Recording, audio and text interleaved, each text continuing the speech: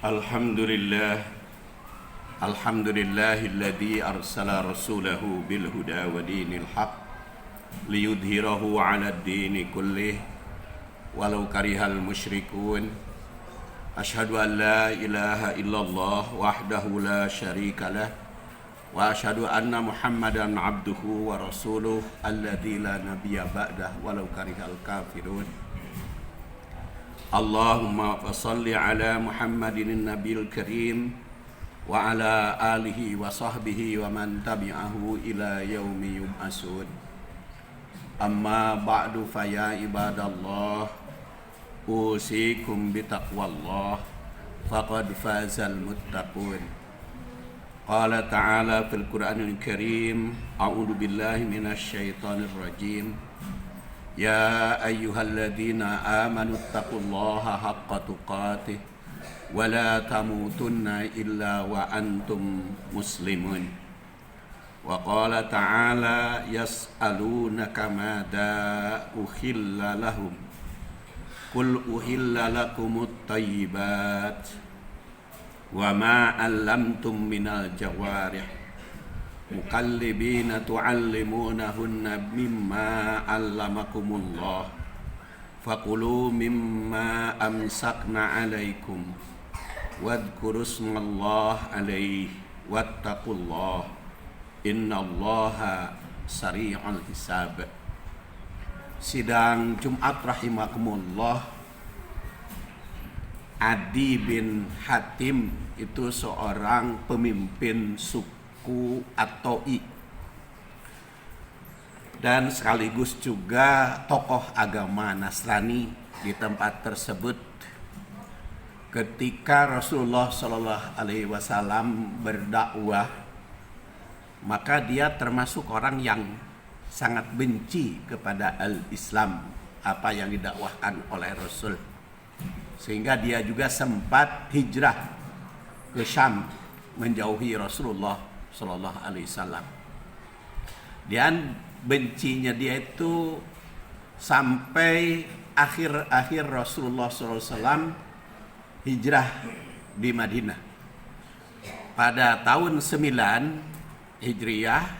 Tapi dia penasaran, kok Muhammad ini semakin lama semakin besar dan semakin populer, semakin disambut baik oleh masyarakat, sehingga tanda tanyanya apakah Muhammad ini seorang raja, penguasa, atau bagaimana. Akhirnya minta diantar dan dia menghadap kepada Rasulullah SAW pada tahun ke-9 Hijriah yang Rasul sudah berada di Madinah, membangun Al-Madinah Al-Munawwarah. Namun singkat kata, setelah bergaul dengan Rasulullah SAW justru dia kaget. Kok masa pemimpin besar kehidupannya sangat sederhana, tidak berlagak mewah. Dan juga Rasulullah tidak membedakan antara bangsa besar maupun bangsa kecil, sehingga orang-orang miskin pun tetap disantuni. Akhirnya beliau banyak bertanya pada Rasul dan banyak berdialog, sehingga akhirnya dia menyatakan diri sebagai Muslim, sehingga akhirnya jadi tokoh Islam yang kuat, sehingga beliau wafat tahun 68 Hijriah. Sidang Jumat rahimakumullah, yang menarik bagi saya pertanyaan Adi bin Hatim itu tentang buruan, binatang buruan atau binatang yang hasil diburu dengan anjing pemeliharaan. Dia mengatakan, aku bertanya kepada Rasulullah Sallallahu Alaihi Wasallam, sa'altu Rasulullah Sallallahu Alaihi Wasallam an saydil mi'rad dan sa'altuhu an saydil kalbi. Aku bertanya kepada Rasul tentang binatang yang diburu dan juga diburu oleh anjing pemburu. Maka Rasulullah SAW menjawab, ma amsaka alaik walam yakul minhu fakulhu. Apa yang ditangkap oleh hewan pemburu tersebut dan tidak dimakan, tidak diganggu hewan buruan itu, maka hendaklah kamu makan. Asalkan kamu ketika melepas hewan buruan itu dengan mengucapkan basmalah atau bismillah, Allahu Akbar. Tentu saja Adi bin Hatim itu merasa terharu. Sidang Jumat rahimakumullah, Rasulullah Shallallahu Alaihi Wasallam menjawab itu karena turun ayat yang saya bacakan tadi, yaitu surat Al-Maidah ayat 4. Yas'alunaka mada uhilla lahum. Mereka bertanya kepadamu tentang apa yang dihalalkan kepada mereka. Kul, jawablah olehmu, uhilla lakumut thayyibat. Allah menghalalkan yang baik-baik. Wa ma alamtum minal jawarih, dan Allah menghalalkan hasil buruan hewan yang kamu ajari, mukallibina tu'allimunahunna bima 'allamakumullah. Hewan yang diajari oleh kamu sebagaimana apa yang disyariatkan oleh Allah Subhanahu wa taala. Fakulu mimma amsakna alaikum. Maka makanlah oleh kalian dari apa yang ditangkap oleh hewan buruan tersebut. Wadkurusmallah alaihi, dan sebutlah nama Allah. Wattaqullah, bertakwalah kamu kepada Allah. Innallaha sari'ul hisab, sungguhnya Allah maha cepat perhitungannya. Sidang Jumat rahimakumullah, jelas surat Al-Maidah ayat 4 ini turun berkaitan dengan pertanyaan yang memberikan gambaran bahwa banyak ayat diturunkan oleh Allah Subhanahu wa taala atas pertanyaan umat, pertanyaan sahabat, atau pertanyaan siapapun yang tentu saja berlaku sampai sekarang, menjawab pertanyaan. Dan ini memberikan gambaran bahwa dialog di dalam al-Islam, untuk memahami al-Islam itu sangat diperlukan dan diperintahkan oleh Allah Subhanahu wa taala. Dan ditegaskan di dalam ayat yang lain, wa ma arsalna min qablika illa rijalan nuhi ilaihim fas'alu ahla dzikri in kuntum la ta'lamun. Dan tidak kami utus seorang utusan sebelum kamu kecuali seorang laki-laki yang mendapat wahyu, yang diberi wahyu kepada mereka. Fas'alu ahla dzikri, maka bertanyalah kalian kepada ahli dzikir, kepada orang yang berilmu.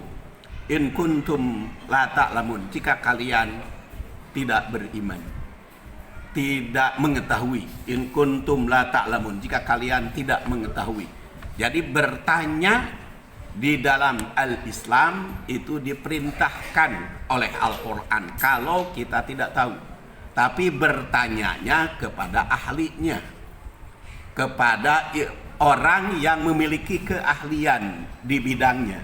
Kenapa? Karena tidak semua manusia, termasuk ulama, mengetahui segala-galanya. Dia mengetahui sebagian. Tapi apa yang telah dia ketahui, maka perlu dijelaskan, diterangkan. Maka kita bertanya kepada ahlinya. Ini pelajaran yang pertama dari dialog Adi bin Hatim dengan Rasulullah Shallallahu Alaihi Wasallam, sehingga memunculkan ayat ini turun.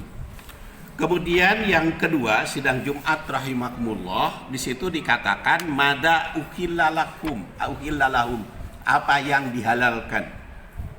Jadi makanan itu ada yang dihalalkan, ada yang diharamkan. Dan yang dihalalkan itu pasti at-thayyibat. Jadi pasti barang yang baik-baik. Apa yang dihalalkan itu tidak ada yang membahayakan apa yang dihalalkan itu, walaupun mungkin dalam hal tertentu ada kekhususan.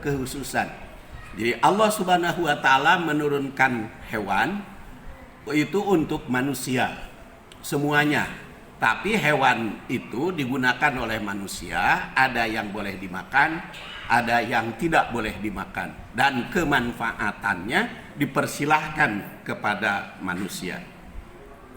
Yang ketiga, dihalalkan memburu, dan hewan pemburunya sampai anjing boleh dimanfaatkan.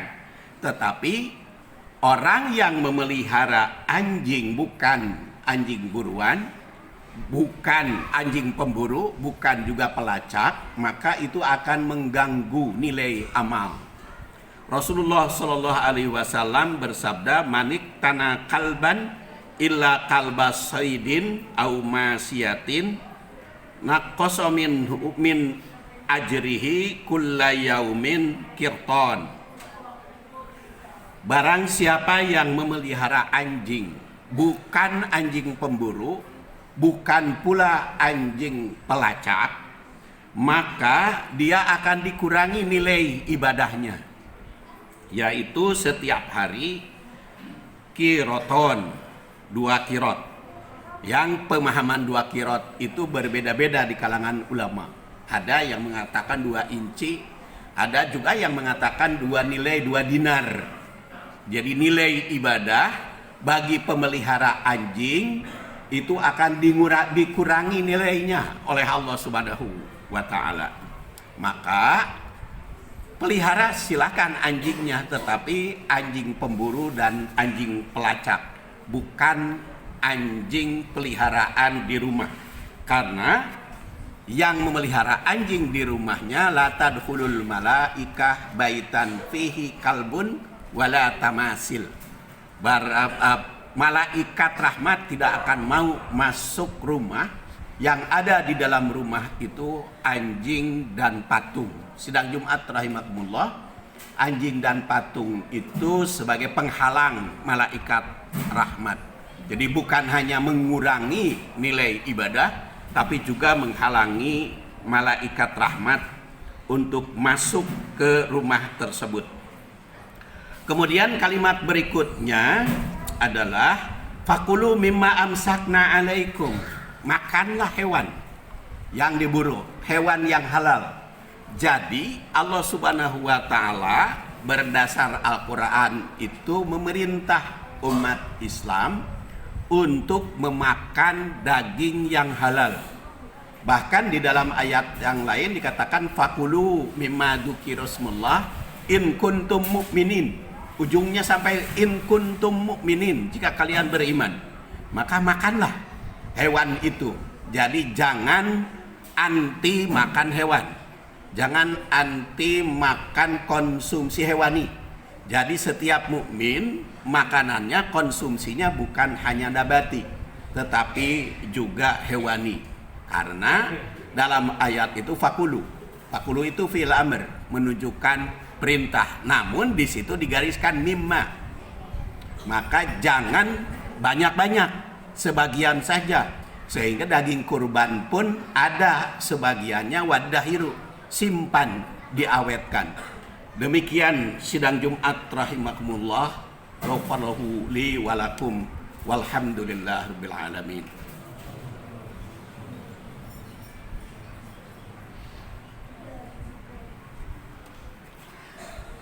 Alhamdulillah wa kafa, wassalatu wassalamu ala nabiyil mustafa wa ala ahli sidqi wal wafa. Asyhadu an la ilaha illallah wahdahu la syarika lah, wa asyhadu anna Muhammadan abduhu wa rasuluh alladzi la nabiyya ba'dah. Ibadallah, usikum bitaqwallah faqad fazal muttaqun. Qala ta'ala fil Qur'anil Karim, a'udzu billahi minasy syaithanir rajim, ya ayyuhalladzina amanu taqullaha haqqa tuqatih wa la tamutunna illa wa antum muslimun. Wa qala ta'ala yas'alunaka madza uhilla lahum qul uhilla lakumut thayyibat wa ma 'allamtum minal jawarih mukallibina tu'allimunahunna mimma 'allamakumullah fakulu mimma amsakna 'alaikum wadhkurusmallah 'alaihi wattaqullah innallaha sari'ul hisab. Sidang Jumat rahimakumullah, kalimat berikutnya wadhkurusmallah. Sebutlah nama Allah. Jadi nama Allah itu harus senantiasa disebut mulai dari bangun tidur. Alhamdulillahilladzi ahyana ba'dama amatana wa ilaihin nusur, sehingga tidur kembali. Bismika Allahumma ahya wa amut, dan setiap saat, setiap ucap, sikap dan tindakan fadhkurusmallah. Nama Allah harus selalu disebut. Kemudian makna berikutnya, nama Allah ini ternyata berkaitan dengan halal dan haram yang dimakan. Sehingga Rasulullah Shallallahu Alaihi Wasallam menandaskan, apabila kamu melepas ida arsalta kalbaka fadhkurismallah. Apabila kamu melepas hewan buruan, apabila kamu lepas panah binatang untuk menembak binatang, sebut nama Allah. Jadi apapun nama Allah itu berpengaruh kepada halal dan tidak halalnya. Maka sembelihan kalau tanpa menyebut nama Allah jadi haram. Kalau disebut nama Allah dan karena Allah, maka itu menjadi halal. Makanya di situ dikatakan fadhkurusmallah. Kemudian wattaqullah, takwa kepada Allah terus-menerus ditingkatkan. Sampai urusan makan saja ditegaskan wattaqullah. Karena makan bukan hanya untuk kesenangan, bukan hanya untuk memenuhi keinginan, tapi memenuhi kebutuhan demi melaksanakan ibadah perintah Allah dan demi menjaga kesehatan jasmani rohani. Oleh karena itu fattaqullah. Dan dikunci ayat ini, innallaha sari'ul hisab. Sesungguhnya Allah itu maha cepat perhitungannya. Jadi segala ucap, sikap dan tindakan akan diaudit oleh Allah Subhanahu wa taala. Benar atau tidak, sesuai atau tidak sesuai kebutuhan ataukah tidak, atau apa yang diinginkan itu ikhlas karena Allah ataukah tidak, itu semuanya akan dinilai oleh Allah Subhanahu wa taala. Mudah-mudahan kita termasuk orang yang senantiasa beribadah kepada Allah Subhanahu wa taala, baik di dalam hati, ucap maupun tindakan. Allahumma salli wa sallim wa barik ala Muhammadin wa ala alihi wa sahbihi ajma'in. Allahumma inna nas'aluka imanan kamila wa ilman nafi'a wa rizqan halalan thayyiban wasi'an bighairi hisab. Allahumma ighfir lana wa liwalidina wa lil mu'minina yauma yaqumul hisab. Rabbana hab lana min azwajina wa dzurriyyatina qurrata a'yun waj'alna lil muttaqina imama. Rabbana atina fid dunya hasanah wa fil akhirati hasanatan wa qina adzabannar. Subhana rabbika rabbil izzati amma yasifun wa salamun alal mursalin walhamdulillahi rabbil alamin. Aqimissalah.